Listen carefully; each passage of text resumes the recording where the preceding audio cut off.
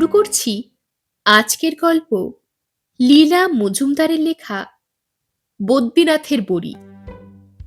কোন সকালে কলু কদ্দিন দেখেছে রাস্তার মধ্যিখানে লোহার গোল ঢাকনি খুলে খ্যাংরা কাঠির মতন গোফওয়ালা লোক ছোট বালতি হাতে দড়ি বাঁধা কালো ছেলেকে নামিয়ে দিয়ে ঘন্টার পর ঘন্টা ওত পেতে বসে থাকে। লোকটার খোঁচা খোঁচা দাড়িতে কাদার ছিটে। অমুদা যখন দাড়ি কামাতো না তখন তাকে যেমন দেখাতো সেই রকম দেখায়। ছোট ছেলেটা হয়তো ওর ভাইপো হবে, তার নাম হয়তো ছক্কু। ওর গায়ে মোটা কাপড় নেই, কিন্তু কানে সোনালি রঙের মাকড়ি, গলায় মাদুলি বাঁধা। বুবু বলে নাকি সত্যি সোনার নয়, ওরা গরিব কিনা, খেতেই পায় না, ও পেতলের হবে। কলু আর বুবু ছাড়া ওদের কেউ দেখেই না। সামনে দিয়ে দেবরঞ্জন মামা, অমুদা, ননী গোপালরা সবাই চলে যায় তাড়াতাড়ি কোথায় কোন বন্ধুর বাড়ি, ওদের চোখেই পড়ে না। কিন্তু কলু দেখেছে লোকটা মাঝে মাঝে বালতি টেনে টুনে ওপরে তোলে, সেটা থাকে কাদায় ভরা। সেই নোংরা কাদা রাস্তার পরিষ্কার ডাস্টবিনে ঢেলে আবার বালতি নামিয়ে দেয়।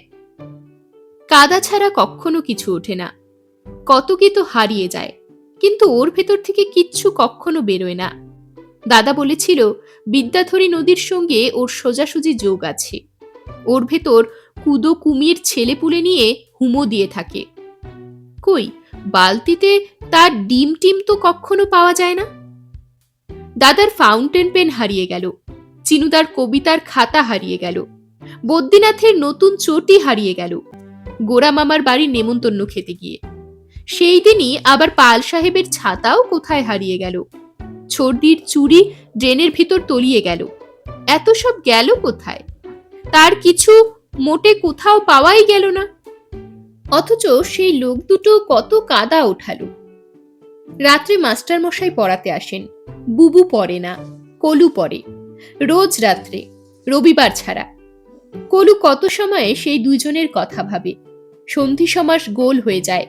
মাস্টার মশাই রেগে কাই, বলেন, ওরে আহামুক, আমার ছেলে বিধুশেখর তোর অর্ধেক বয়সে তোর 3 গুণ পড়া শিখত।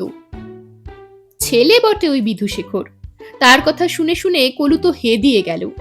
সে কখনো হাই তুলতো না, কখনো চেয়ারে মচমচ শব্দ করত না, কখনো চটি নাচাতো না। প্রথম প্রথম ভাবতো তাহলে সে বোধহয় এতদিনে নিশ্চয়ই মরে গিয়েছে, কিন্তু মাস্টার মশাই বলেছেন সে নাকি বিয়ে করে পোস্টমাস্টারি করে। একদিন বদ্রীনাথ কতগুলো সাদা বড়ি এনেছিল, বলেছিল ওগুলো নাকি ছানা, বাদরের রস দিয়ে তৈরি, কোন কবিরাজের কাছ থেকে এনেছে। অনেকদিন আগে নাকি মানুষদের পূর্বপুরুষরা বাদর ছিল, সেই বাদুরের রক্ত মানুষের গায়ে আছেই আছে। ওই আশ্চর্য বড়ি খেলে তাদের আবার বাদর হয়ে যাবার সম্ভাবনা আছে। ওই একই রকম ধাত কিনা। কলু তার 2টো বড়ি চেয়ে রাখলো, কাজে লাগতে পারে। মাস্টার মশাইয়ের বাড়ি বহু দূরে, উনি তবু রোজ ঠিক সময়ে এসে উপস্থিত হতেন। কি শখ বাবা পড়াবার। মাঝে মাঝে দাদারা এসে মাস্টার মশাইয়ের সঙ্গে গল্প জুড়ত। কলুকে শব্দরূপ মুখস্থ করতে হতো। কলুর চোখ বুজে আসত, মাথা ঝিমঝিম করত, আর দাদারা শুধু কথাই বলতো।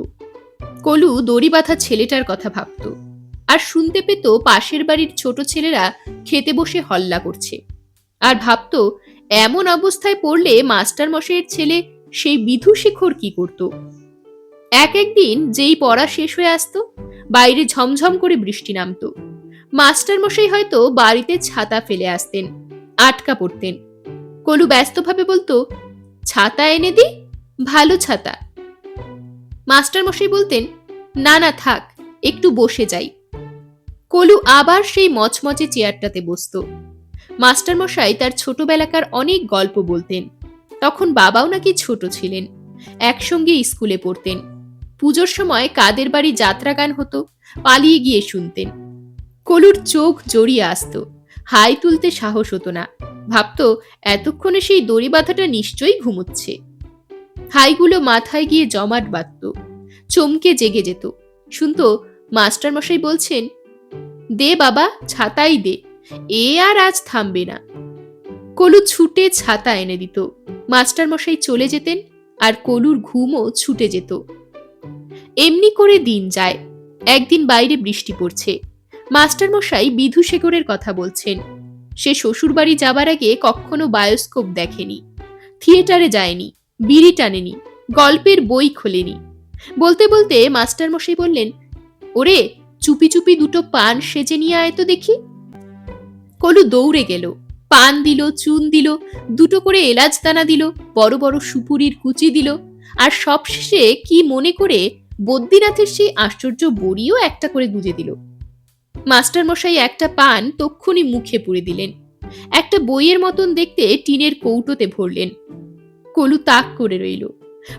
প্রথমটা কিছু মনে হলো না, তারপর ভালো করে দেখলো, মনে হলো মাস্টারমশাইয়ের কপালের দিকটা কিরকম যেন লম্বাটে দেখাচ্ছে, থুতনিটা যেন ঢুকে পড়েছে, চোখ দুটোও কিরকম পিট পিট করতে লাগলো।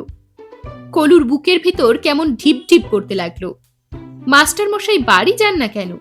যদি হঠাৎ লেজ তুলিয়ে হুপ করেন? এমন সময় বৃষ্টি থেমে গেল। মাস্টারমশাই ধুতির খুঁটটা কাদা থেকে বাঁচিয়ে বাঁচিয়ে চলে গেলেন। কলু ভাবতে লাগলো, কদিন আর ধুতির খুঁট, অন্নপানটা বিধুশেখর বোধহয় আজ রাতেই চেয়ে নেবে, তারপর সেই বা ধুতি নিয়ে করবে কি। পরদিন সকালে বই নিয়ে কলু অনেকক্ষণ বসে রইল, কিন্তু মাস্টারমশাই এলেন না। সন্ধেবেলা বাবা বললেন, ওরে, তোর মাস্টারমশাই যে হেডমাস্টার হয়ে বিষ্টুপুর চলে গেলেন। কলু ভাবল, বিষ্টুপুর কেন? কিষ্কিন্ধে হলেও বুঝতাম। তারপর বহুদিন চলে গেছে। কলুর নতুন মাস্টার এসেছেন। তার ছেলের নাম বিধুশিখর নয়, তার ছেলেই নেই। তিনি কলুকে রোজ ফুটবলের, ক্রিকেটের গল্প বলেন। কিন্তু কলুর থেকে থেকে মনে হয় অন্ধকারে ও বাড়ির পাঁচিলে দুটো কি ল্যাজ ঝোলা বসে আছে। একটার মুখ কেমন চেনা চেনা, অন্যটা বোধহয় বিধুশেখর। এরকমই আরো সব গল্প পেতে চ্যানেলটিকে সাবস্ক্রাইব করে দেবেন। আর গল্পটি যদি ভালো লেগে থাকে তাহলে লাইক, শেয়ার আর কমেন্ট করে দেবেন।